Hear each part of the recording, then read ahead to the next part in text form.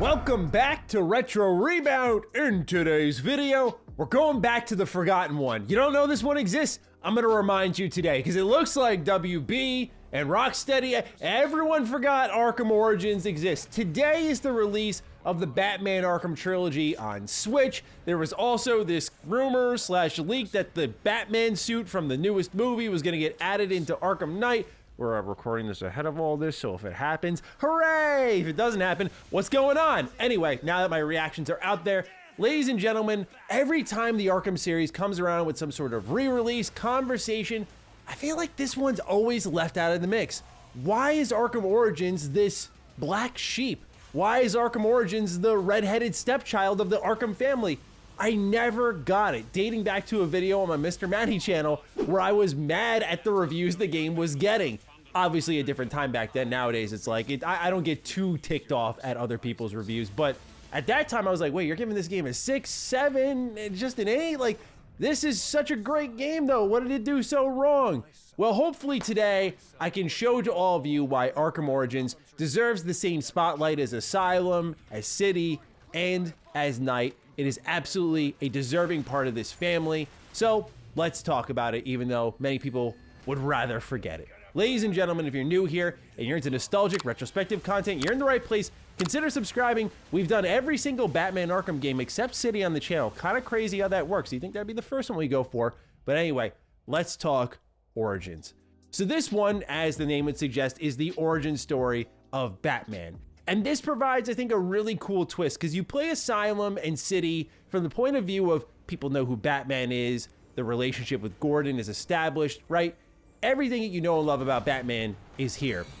Meanwhile, in Origins, the game opens up and people are seeing you going, what the hell is that? And I love that, right? He's this intimidating, mythological figure, and I think the game captures that well. Everyone is terrified of you, not because of your reputation, but because you've only heard murmurs of this dude who's in a cape and a Batman costume, beating the hell out of people with no mercy. There's a more merciless Batman here, down to his interrogation techniques. One of my favorite moments in the early parts of Arkham Origins is where he literally knocks a dude out and then drops him off a building, and as he's about to land on his head, he catches him. Pretty common way for a hero to show a little bit of grit while also remaining intimidating, while also not killing. But I feel like this is one of the first times I was exposed to that trope, and so it's always stuck with me of like, wow, he will go to extreme lengths to make sure you're not gonna die, but you're gonna feel every type of emotional and physical pain possible while still, you know, being able to live your life. You'll have a pulse, you'll just have some trauma with it. This was also a Batman game that many said was doomed to fail from the start because of the voice cast, because it wasn't Rocksteady. WB Games Montreal, the developers of Gotham Knights. I was a believer in that game, okay? Videos on the Mr. Matty channel to prove it. I was a believer in that game and I played it. Maybe we'll do a retrospective on that sometime here on the channel. But look, they were already getting sent out to lose. People were already not believing in them. And then you had Roger Craig Smith as Batman. You had Troy Baker as the Joker. It felt like this imposter to many people. But I think from performance to combat to story to new mechanics, Arkham Origins absolutely stands head and shoulders alongside the rest of the Arkham family. What makes this game great? Well, first and foremost, we're doing this also in December because this is kind of a Christmas game. Gotham City is full of Christmas decorations, holiday promotions, but everyone's off the street as a bunch of supervillains are gathering to hunt the Bat because the Black Mask has put a bounty out on his head. So you're gonna have these amazing clashes. One of my favorite boss fights in gaming is the one against Deathstroke. I know going back to it now, it's just a simple striking and counter-striking kind of mini game, if you will, and it can feel a little janky, but back when I played it in high school, hitting him with the cape and doing that rapid punch attack and just lighting him up, nothing felt better than just delivering that final blow and watching the helmet fly off and seeing Deathstroke's face.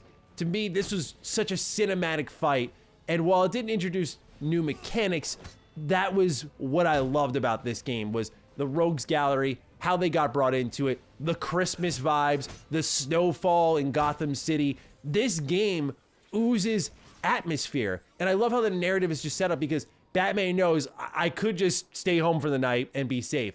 But if I don't go out there, they're gonna bring civilians in this, and then people are gonna die because I was negligent. So it's a natural way of roping Batman into his first major encounter with all these different villains.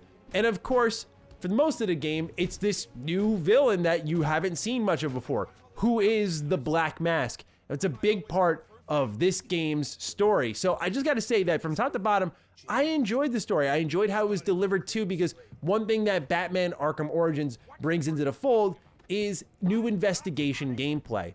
This is where, again, people were saying the game had to be doomed from the start because, oh, there's no way Batman had these tools at the beginning of his journey, and then, you know, come City and Asylum and Night, he doesn't have these tools.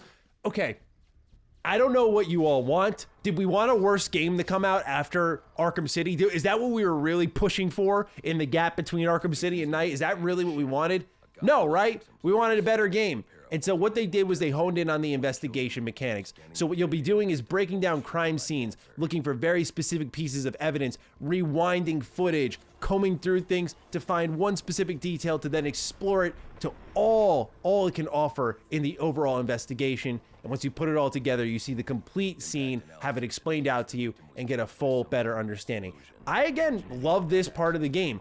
Batman is as much of a brawler as he is a detective. So for me, a game that went 50-50 with it pretty much and said, as much as you're going to be beating up bad guys, you're going to be breaking down crimes in this scene investigator, just worked really well for me. It fit my taste of what a Batman game truly is.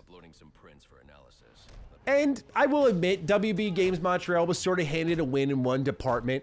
The combat is mostly the same here. Again, people complaining, oh, how did Batman get these types of gadgets that he didn't have in Asylum or City? Again, do we want a worse game? No, so I don't mind that they introduced new little gadgets that Batman was using in combat, even though he was new and experienced. But it felt good. It was the free flow combat system, which is, to me, arguably the best action combat system you can find in a video game. So I adored it nonetheless. Now, it wasn't just Arkham Origins that came out, but you can see behind me here that there was a little spin-off game that came out too on Vita as well as 3DS, Batman Arkham Origins Blackgate. So why don't we go through a complete box experience of both these games here and then talk about this often ignored as well, little brother. All right, we got both versions of Arkham Origins. Let's start off with the base one we know and love. I love this cover art here, the snowfall in the background, simple and effective. Good place to get it for PS3 because you have the exclusive downloadable content, Nightfall Batman skin, classic TV series Batman skin, and 5 challenge maps. Meanwhile, on the back, it's very small text, so bear with me as we read through all of this. It says, your enemies will define you. Black Mask's assassins, little story breakdown here. It says, face off against 8 of the deadliest assassins in the DC universe as they compete for a $50 million bounty on Batman's head. It also talks about prowling the streets of Gotham City, where it says, explore a vast Gotham, stop crimes in progress, solve mysteries, and search for a rogue hacker's blackmail data. Then a world of firsts, one of my favorite components of the game. Experience Batman's first encounters with some of his greatest allies and enemies. And here on the right, it talks about expanding your arsenal, which is kind of funny given that this is technically his first outing as the Batman. It says, equip the versatile remote claw and the devastating shock gloves as you stalk the city streets and take down your enemies in exciting new ways. And the shock gloves are awesome, especially when you start doing the B button or the circle button, you start just punching away. I love it. And here on the bottom, something that many people may have forgot about is take on your friends in an all-new multiplayer mode to play as Batman, Robin, or an elite member of Joker or Bane's gang. So yeah, this is why I love this game, because it represents that old era of the PS2, the GameCube, the Game Boy Advance, where, you know, you had just these random wacky modes that shouldn't have existed. So yeah, this game also had multiplayer, which is crazy to think about.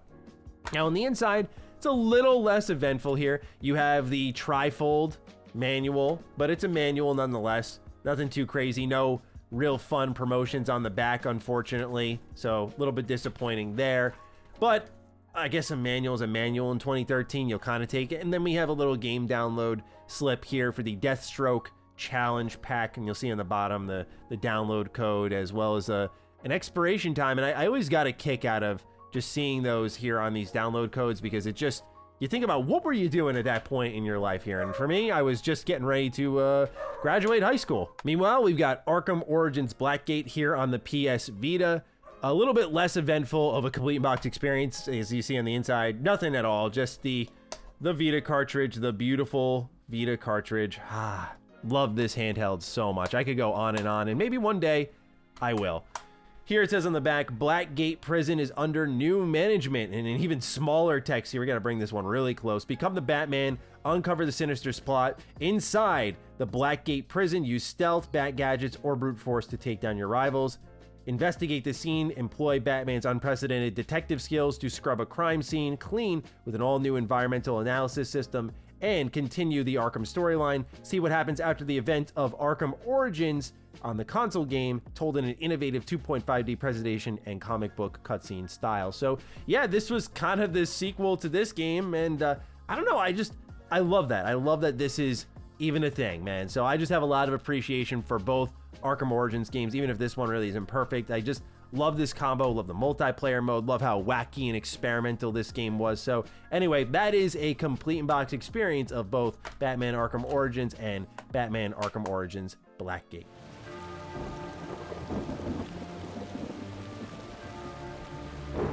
Now, I will call out my bias here, okay? I'll hold myself accountable, okay? I loved in the early 2000s when there were games coming out on, say, the PS2, the GameCube, the original Xbox, but then you would also get the Game Boy Advance version, the DS version, and each of these played differently. My favorite example being, of course, Episode 3, Revenge of the Sith, or Lord of the Rings, The Third Age. So these are games that when you play them on console versus the handheld, they're completely different titles, designed completely differently, and so it's fun to double dip. I think the most modern game to do that is this game right here. So you get Batman Arkham Origins, which is the Batman Arkham experience you know and love with some new wrinkles. Then you get Arkham Origins Blackgate, which is a 2.5D Metroidvania kind of game with comic book style cutscenes. I love the style of this game. Combat definitely doesn't feel as great in a 2D setting here. It works, and it works well enough, but I will again highlight my bias here. The charm really is, wow, like this game is here in the Arkham lineage too, and we just don't talk about it. Also, bonus points because Vita, we love Vita support. So I love that there was this all-out multimedia push for Arkham Origins, and maybe that was the game's Achilles heel. There was such a giant push across all systems that maybe it was just doomed to fail from the start, from the financial and business side of things, but I think the game was a rousing success. Now, what I also like here is Arkham Origins Blackgate is a completely different story. There's this ongoing plot within Blackgate, and you're investigating that instead of what's happening in Arkham Origins, which is a story, again, about Batman being hunted down by a bunch of villains. So there was a reason to double dip there, and this was during that era, while this game doesn't qualify for it, this was during that era of like cross-buy, where that was something PlayStation was doing between the 3 and the Vita, where Sly Cooper Thieves in Time is a great example of that. You would have Sly on PS3, but you'd have the cross-buy, so you could also play it on Vita. So having Vita support was really important in 2013, and as the system started to get sunset, you know, you had people like me like, no, don't let it go, keep supporting it. But ladies and gentlemen, just these types of Vita games I think need to be cherished, because I understand why it faded away with how console costs were rising, and you had a bigger install base here on the PS3 than you did on the Vita, but making a game on the Vita cost a lot more. I get why it was not feasible to keep going on, but this system is so special to have a Batman Arkham game on there that I think is really good. I'm surprised it never got like the Assassin's Creed 3 Liberation treatment. Like, wouldn't it make sense to make an Arkham Origins pack and have this get ported over to console and then have Arkham Origins be brought to modern consoles too? I mean, I played most of my latest playthrough here on PC. It does work well on modern systems, but I would love for modern consoles to be able to experience Arkham Origins as well. I think both these games are great in their own way. I think Arkham Origins Blackgate is the most flawed of the Arkham family, but Arkham Origins, if you haven't played it, don't sleep on it anymore. Don't think because WB and Rocksteady refuse to acknowledge it at all, I know this very well because for a while, Bethesda never acknowledged Fallout New Vegas. And even though Fallout 3 is my favorite, they never acknowledged New Vegas. And I always said, like, why are you guys ignoring it? Like, this is just as important to fans as the games you make. And so I hope one day the industry grows up a bit and brings these back because they deserve as much attention as the other Arkham games. Ladies and gentlemen, that's everything I got for you today on the Batman Arkham games. I'm looking forward to hearing your thoughts on all of that in the comments down below. Are you an Arkham Origins enjoyer, or do you think it's a bit overrated? Let me know. And with that, take great care of yourselves, and I will catch you on the next Retro Rebound. Peace